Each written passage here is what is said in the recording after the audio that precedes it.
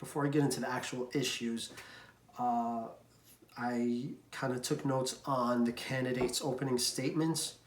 And yeah, already said Amy Klobuchar was pivoting towards the center. Andrew Yang, he's really going in with this gimmick, and it's going to get him attention. They're going to be talking about it like tomorrow morning on the news.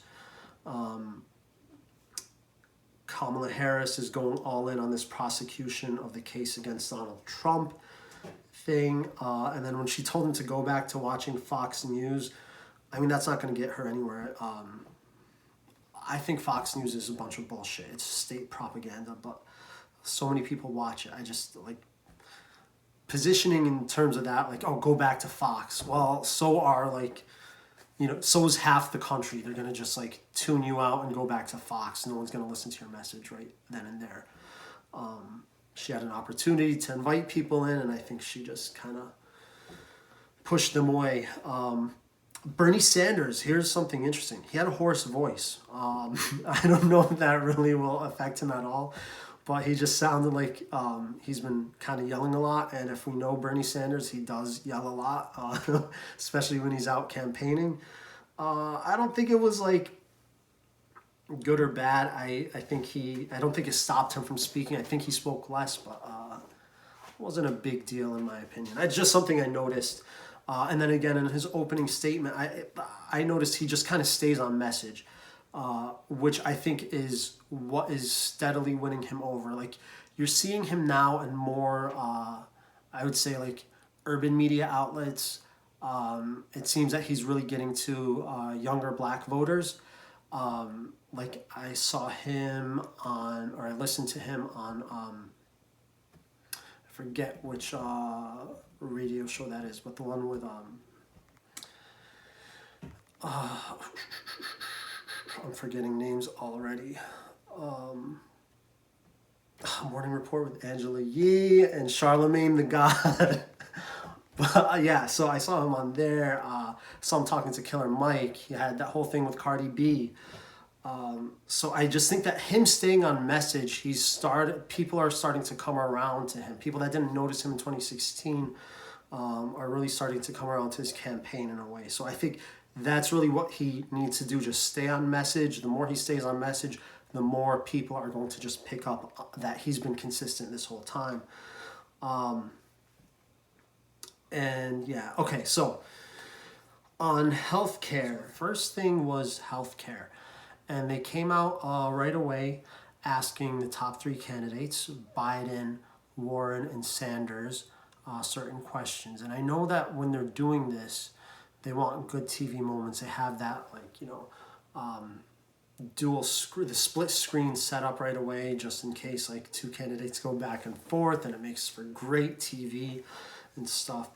And I know that they're trying to get a kind of, they want to get Warren and Sanders going back and forth at a certain point, which neither of them took the bait on that. I don't know if there was specific bait on that, but I know that media was kind of setting up going into this in terms of the advertising.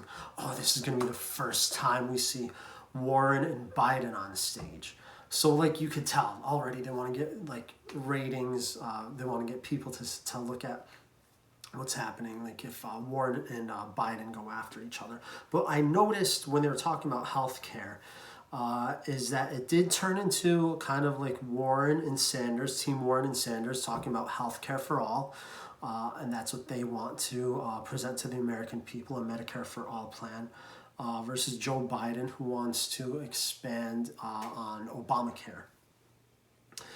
And I see this as not in particular because I am in favor of the Warren Sanders plan, but I see Warren and Sanders beating the crowd on this yet again. It seems so disingenuous when you have all these candidates who are like, yeah, I'm for that, I'm for universal health care and universal coverage, but, because every time they say but, and it comes to some kind of objection, but the American people, I want to give them choice and stuff.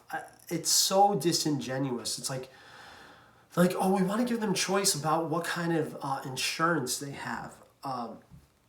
no, people don't want choice in terms of the types of insurance. They want choice in terms of the types of doctors, in terms of the types of care that they actually get. So no one gives a shit about the actual insurance plan. Like, you know, back when I had employer based insurance, like people would ask me, what kind of insurance do you have? I was like, I don't know, like I forget, like whether it's Blue Cross, Aetna, Cigna, whatever the fuck it was. Like people just like I don't care, you know, and I don't think people care. I think people do care about choice. You know, I was on Obamacare for some time last year in particular, and I remember having to go to the doctor. And one thing I didn't like about it was that, you know, when you get insurance through the exchange, at least in the state of New York, all these plans are talking about which doctors are in network and which ones are out of network. If you go out of network, guess what? Your insurance is not going to cover you. So does that actually give you choice? And I know I'm talking about myself in particular. I know so many people have even worse issues in terms of their insurance and stuff. But I think that Warren and Sanders, they stayed on message, and I think they did a good job. And I think Senator Warren said it best. I think she said something about people don't care about the insurance they have. They care about the actual coverage. And yeah, there was a whole thing with Biden saying that Bernie's plan is going to cost X amount, and then Bernie coming back saying you're being disingenuous because the cost of doing nothing and saying where we are is actually going to cost more. So I thought that was fantastic on Sanders' part. And yeah, it was, you know, they tried to engage all the other candidates and they all kind of sounded like Biden on it. But when it comes down to it, I think Warren and Sanders really are taking the lead. And the other thing, when you look at what everyone else was saying, they're all saying, you know, we owe a debt of gratitude to President Obama for taking us so far with Obamacare, the Affordable Care Act. I hate calling it Obamacare because I think it's just bad PR, because people, for whatever reason, they decide they don't like Obama, then they don't like Obamacare, but then you tell them it's called the Affordable Care Act. They're like, oh yeah, I like that. Go figure. A lot of people were saying thank you to President Obama and thank you to Bernie Sanders for all that you've done in terms of healthcare in America. And I think Bernie Sanders is really leading the debate on this issue. It centers around him. It always comes back to him.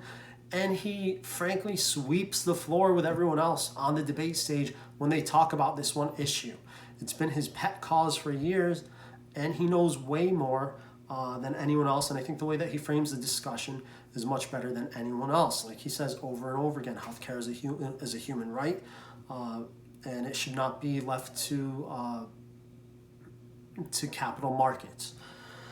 In that healthcare exchange, there was a point, and I forget what it was about, but that's when Castro kind of took down Biden. And he was asking him, hey, are you forgetting what you just said 2 minutes ago? I forget what it was actually about. I did not write that down. I am reacting like immediately after the debate, by the way. So I'm not looking at what any of the media said. This is all just my initial reaction without seeing anything else. I think it looks quite condescending. Just something I don't like about a young man being condescending towards an older person, no matter how wrong the older person might be. Just the way that he's, I don't know, I may have been raised differently. I just didn't like the way that, the tone that he took with Vice President Biden. And again, you know, I'm not a big fan of Vice President Biden, and his candidacy. But then when I think Buttigieg and Klobuchar kind of chimed in and were like, hey, you know, we have to keep this civil. You know, I hate that bullshit, you know, in terms of like, oh, you know, we have to, this is a family debate. We have to like keep it like within the family and all that. And like, no, I think that people should be taken to task and it should get a little lively. I really don't like that he sounded condescending towards Biden, who doesn't look as sharp as the other candidates. But then in that moment where Castro gave pushback to Mayor Pete and to Senator Klobuchar, Castro actually did look a little stronger. So it was weird. Like, I thought Castro did generally well in the debate, and he comes across as likable.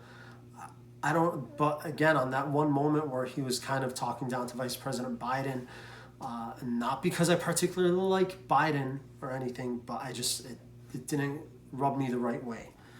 The next thing that they talked about was racism in America, and I noticed they asked, I think it was Pete Buttigieg, the first question, and the first thing I noticed was he sounded very rehearsed. Now, he's had many issues in South Bend, Indiana, having to do with racism and policing in his town. And so I guess he needs to be rehearsed on this issue. So if anything, yeah, it sounded a little rehearsed, but if he wants to say in this, he's got to rehearse and rehearse and rehearse until it comes across as natural. And so at least he's done work on the issue. I don't know if it's going to be enough work. And then, they bring Senator Harris into the fray, and it should be noted, she's the only black female candidate running or in the field, but she's got major issues, especially in terms of her record as I think Attorney General in the state of California. So I forget what the exact question was, and we could go back to it, but I remember that question. Just the question alone was enough to make the case against her. And when you're in that position, I don't think it's a good spot to be in. It makes it easier to say, hey, you're not the person to help out on these issues, and thus you're not the person to take the nomination for presidency. Then gun violence was the next issue that they went onto, and this is where I think Beto O'Rourke started to look better than he has in other debates, and it's because literally everyone was just like, hey, Beto, you did a great job responding to the horror that went down in El Paso, Texas. He kind of, I think he kind of took that moment to just talk about the families that he met with and how people have been affected by gun violence and stuff. And so I think he did a good job there. I think Senator Cory Booker, did a good job thereafter in kind of taking a moral high ground on the gun issue. And he was talking about how gun violence has been an issue in in cities that in Newark, where he was mayor, and now he represents the state of New Jersey. But I think the underlying idea was that gun violence affects communities of color and has been affecting communities of color, but now that it's affecting just random places in the country where white people are also affected, now we're taking issue with it. Cory Booker is saying, hey, I've been kind of talking about this from before, and this is why I should be president. And I don't know if it's enough, to convince me that he should be president. But also, he was the first in that whole section or topic to talk about the NRA. But then Senator Warren took it even further, and she hit the nail on the head when she was talking about gun violence in terms of corruption and how the gun industry is tied to the government through the NRA. And I think that when you have central messages in your campaign, like Senator Warren does, in terms of it's the corruption, we need to deal with it head on and call it out, I think it just makes it so much easier to attract people, and that's why her campaign has been growing over the last couple of months. And then Bernie Sanders, again, he talked about corruption as well.